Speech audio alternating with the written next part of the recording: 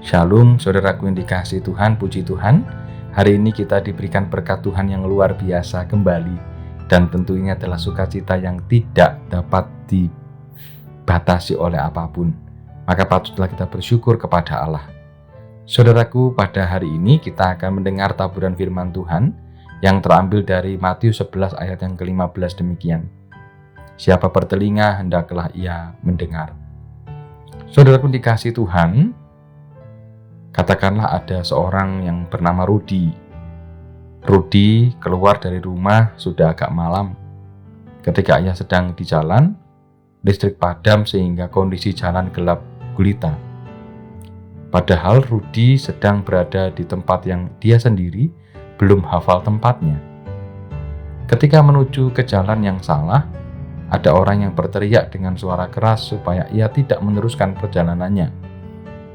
Tetapi itu tidak didengarkannya. Sehingga dalam waktu yang tidak begitu lama, sepeda yang dinaikinya masuk ke dalam kolam. Oleh karena tidak mendengarkan, maka Rudi menuju jalan yang salah. Mendengar adalah hal yang sehari-hari kita lakukan. Kata mendengar dan mendengarkan memiliki arti yang agak berbeda. Mendengar berarti ada suara yang masuk ke dalam telinga dan secara tidak sengaja diterima. Adapun mendengarkan memiliki makna yang lebih dalam, yakni dengan penuh perhatian menerima suara yang masuk ke dalam telinga. Dalam Injil Matius 11 ayat 11 sampai dengan 14, Tuhan Yesus memberikan petunjuk tentang siapa Yohanes Pembaptis. Yohanes Pembaptis sebagai utusan Allah dipakai oleh Tuhan untuk menyiapkan kehadiran Sang Mesias.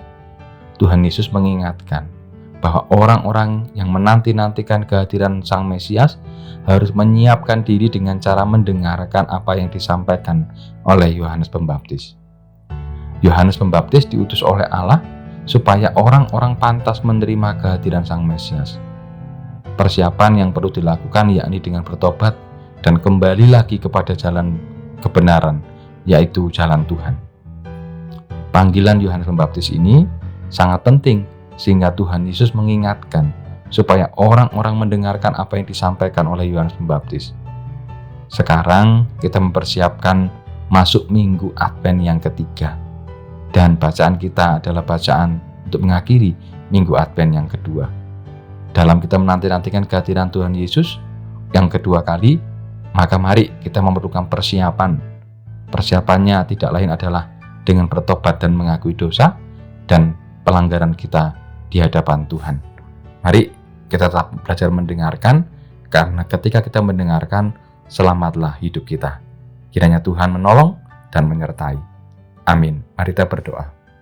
Tuhan, tolong kami, ajari kami untuk dengar-dengaran kebenaran firman-Mu, sehingga kami mengerti apa yang Tuhan mau. Terima kasih atas hari ini. Dalam Kristus kami berdoa. Amin.